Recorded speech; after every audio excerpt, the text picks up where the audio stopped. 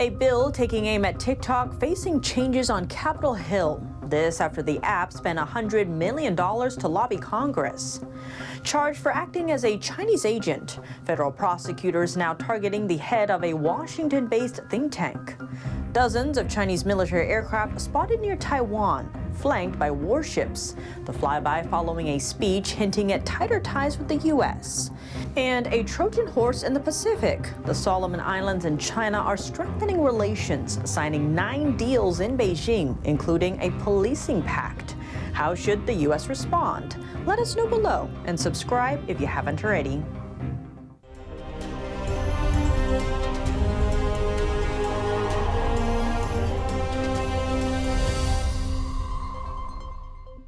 Welcome to China in Focus. I'm Tiffany Meyer. Concerns over national security brushed away by $100 million. That's how much TikTok's parent company Bytedance spent on lobbying efforts in D.C. over a bill targeting TikTok.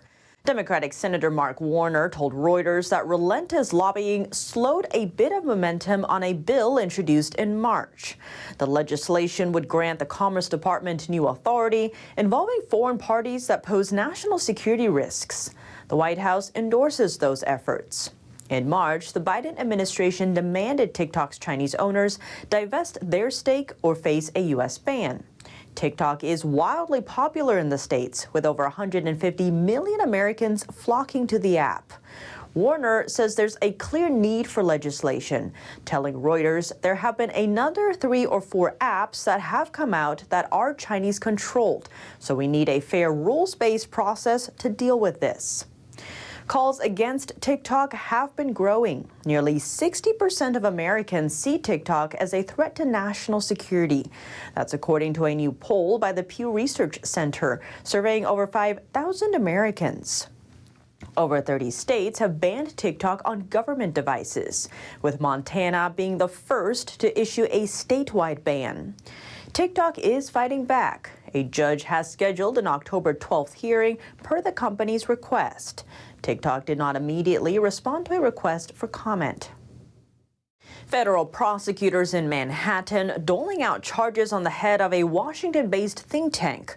Gal Luft is a citizen of the U.S. and Israel and co-directs the Institute for the Analysis of Global Security. But now he's accused of working as an unregistered agent for Beijing. Prosecutors say he recruited a former U.S. official on China's behalf in 2016, urging that official to support policies that would benefit Beijing. Luft reportedly did so without registering as a foreign agent, as U.S. law demands. On top of that, he allegedly tried to arrange weapon sales without a license between Chinese companies in countries like Libya, the United Arab Emirates, and Kenya, as well as set up talks for an oil deal between Iran and a Chinese energy company. Such an agreement would violate U.S. sanctions. Luft is not in U.S. custody, and the think tank hadn't responded to a request for comment by airtime. Over in Taiwan, troops spotted 34 Chinese military aircraft flying near the island Tuesday. That update from Taiwan's defense ministry. 4 Chinese warships also appeared as part of combat readiness patrol. The military flex comes one day after Taiwan's vice president gave a speech.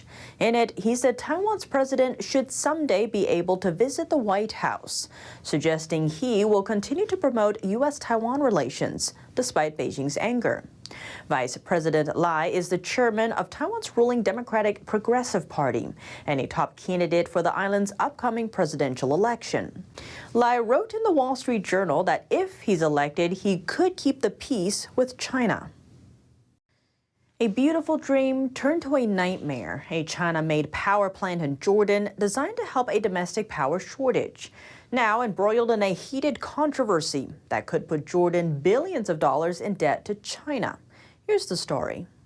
In the middle of the desert, the Kingdom of Jordan is facing financial hardship. Even though it ranks number 4 in the world for the most oil shale, Jordan is also one of the most dependent on foreign energy sources because of the high costs involved in extracting the fuel. In 2012, the Atarat Power Company proposed a plan, pitching to officials that it could satisfy 15% of the country's power needs.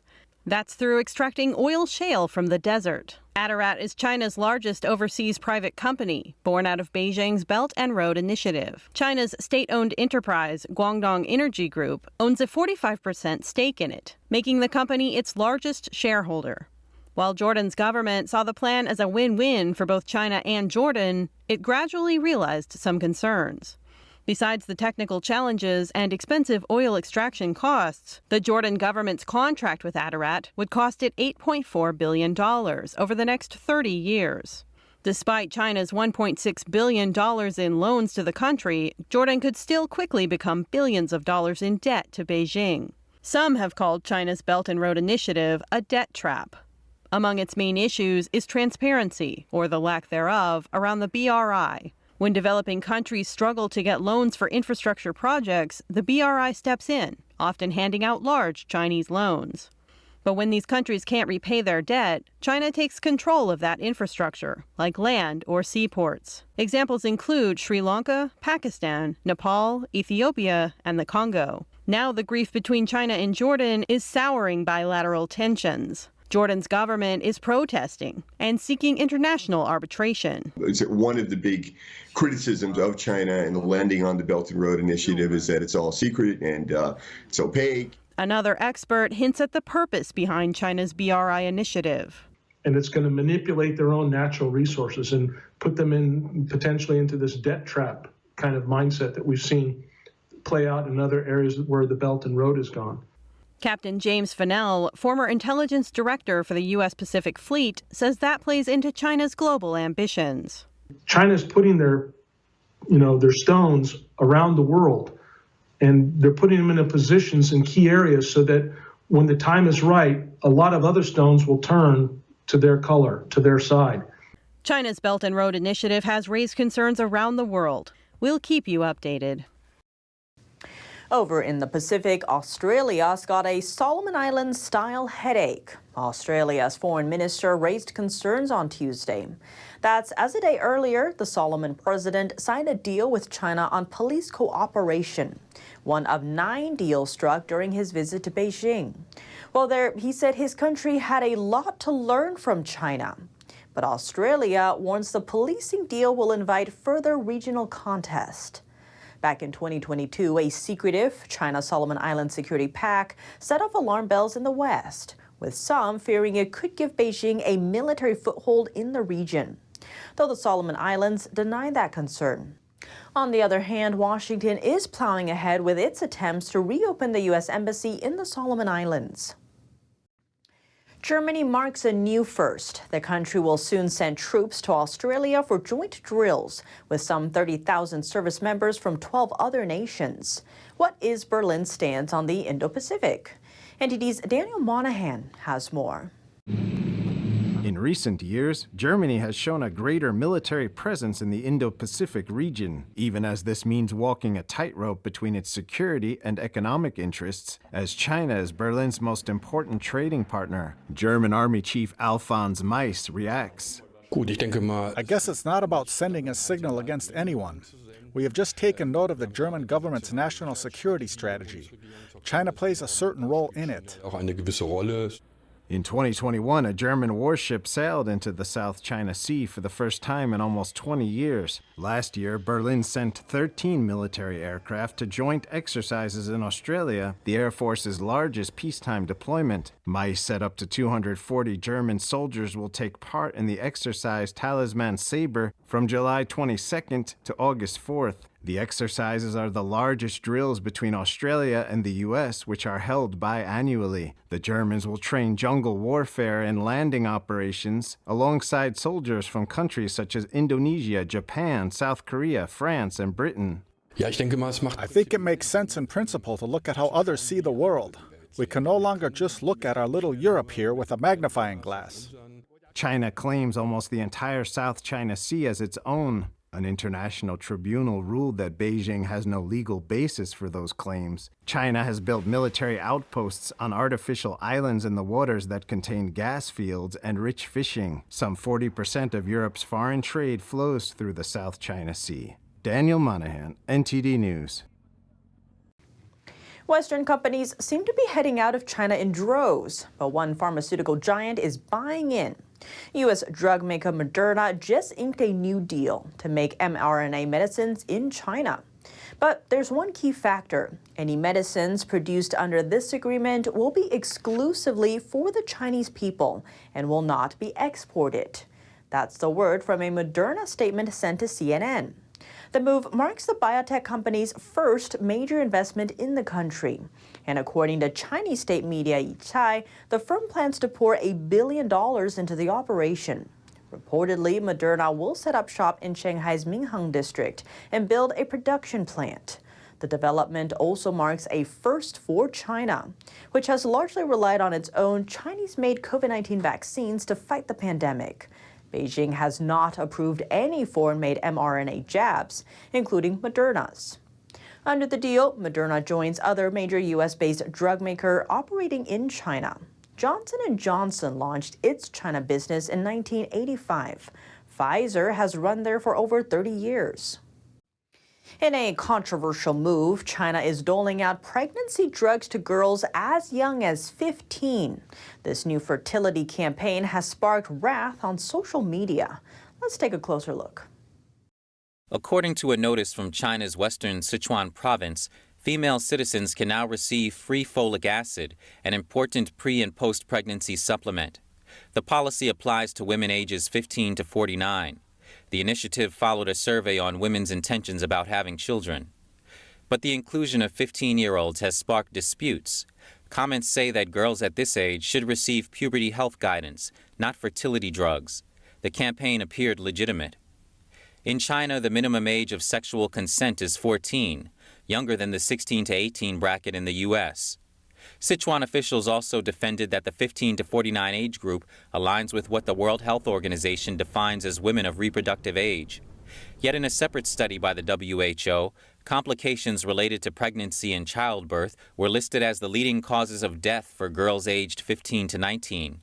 Other internet users compared the new fertility incentive to Beijing's infamous one-child policy, active from 1979 to 2016. It involved state programs tied to forced abortion, sterilization, and infanticide of baby girls. On social media, one comment read, "Those who are 49 now were born in 1974. The draconian measures at that time restricted their will to give birth. Now they're being forced to give birth. Is it really that hard to treat people like human beings?" To combat population decline, China launched its three-child policy in 2021. But young Chinese are largely unwilling to give birth now due to growing pressures like the cost of living. Last year, China recorded a mere 9.5 million newborns, the lowest since 1949, when the Chinese Communist Party came to power. $10,000 in cash, fine jewelry, and 18-karat gold in a special mission. Our network is looking to find one true beauty through the NTD Global Chinese Beauty Pageant. Why is discovering true beauty and traditional values in today's world so important? And what does it have to do with women's role in society? NTD's Juliet Song speaks to the event's organizer to find out. After rounds of screening and interviews, 40 candidates made it to the final competition of NTD's Global Chinese Beauty Pageant. And they will have the chance to come to New York for the live competition. The pageant aims to promote the aesthetic values found in traditional Chinese culture. It also pushes for a return to pure beauty. Why host a beauty pageant? Actually, we noticed that in the last couple of years, maybe 20, 30 years, we see the definition of beauty has been deviated dramatically. And we see a lot of abnormal things happen in different parts of the world. So we think it's a high time for us to have the responsibility to make a change. Yin noted that discovering true beauty that is measured by traditional values is critical in today's world. Women play a very important role, not only by herself, but also in the family, in the society. He said traditional values such as compassion and morality can also play a guiding role. And how to recreate harmony in the family, in the society. In these ways, we can bring back the world to the right track. What makes this event unique? Beyond appearance, NTD's pageant places a great emphasis on inner beauty. Contestants will be judged on 5 essential values: morality, righteousness, propriety, benevolence, and faithfulness. All this can contribute to the formation of the inner beauties and inner characters, and which we believe will reflect internally, externally. And this is what we call the real beauty of the women. One of the pageant's honorary advisory board members say they hope the event gives young women a chance to showcase their true beauty. We really show people how beautiful we are by showing acts of love. Because there can be somebody who may not have the same aesthetics as somebody else, but who has such a beautiful spirit that you can't help but be attracted to them. And it isn't because of their outward appearance, it's because of what they have inside their soul, their spirituality, their kindness, their gentleness, their peace. The winner will be crowned Miss NTD and travel around the world to promote the essence of traditional aesthetic values. The final competition will be held in late September inside SUNY Purchase College in upstate New York. The grand finals will also showcase evening gowns designed exclusively by a fashion line called Shenyun Dancer. Tickets will be available for purchase soon, and information can be found on missntd.org. Juliet Song, NTD News. Miss NTD, the first NTD Global Chinese Beauty Pageant. Another big story to look out for: luxury jewelry Bulgari under fire in China after Chinese users spotted the company's website listing Taiwan alongside China. What's the fallout? That report and more coming up tomorrow on China in Focus. Tonight, hope prevails in times of adversity. Dr. A.R. Bernard provides a voice of faith in seeking common ground for America's common good. Also, Travis Steffens, creator of the world's first breath app, teaches how breathing is fundamental to hope. That's next on America's Hope.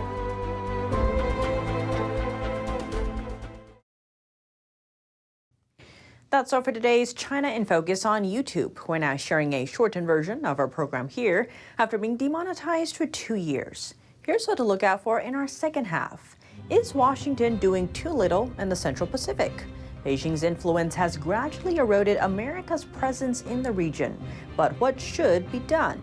A key international treaty agreement between the U.S. and Pacific Island nations is up for renewal this year. Could it restore Washington's defenses in the Central Pacific? We sat down with Grant Newsham, retired Marine Colonel and author of When China Attacks, for details. The full episode is available on our partner platform, Epoch TV. To sign up, click the link down below. Thanks for watching China in Focus. I'm Tiffany Meyer. See you tomorrow.